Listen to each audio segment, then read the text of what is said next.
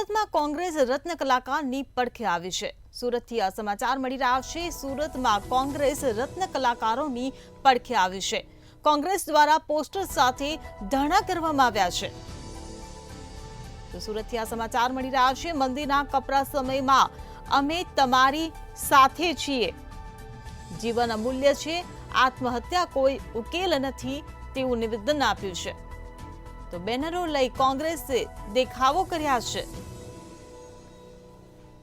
તો સુરતથી આ સમાચાર મળી રહ્યા છે। સુરતમાં કોંગ્રેસ રત્ન કલાકારોની પડખે આવી છે। સંવાદદાતા રાવ્યા આપણી સાથે જોડાઈ ગયા છે। જે રાવ્યા, સુરતમાં કોંગ્રેસ રત્ન કલાકારોની પડખે આવી છે ને ધરણા કર્યા છે, શું કહેશો?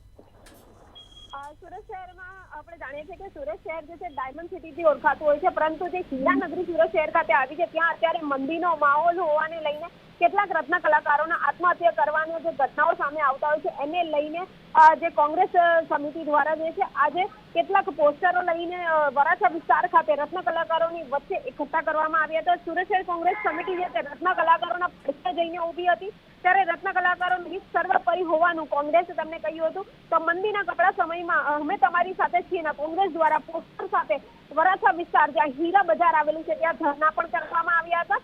જીવન અમૂલ્ય છે, આત્મહત્યા કોઈ ઉકેલ નથી તેવા બેનરો લઈ કોંગ્રેસ ત્યાં દેખાયા હતા। તો સાથે અલગ અલગ સ્લોગન હાથમાં લઈને કોંગ્રેસ દ્વારા રત્ન કલાકારોને સાંત્વના પણ પાઠવવામાં આવી હતી।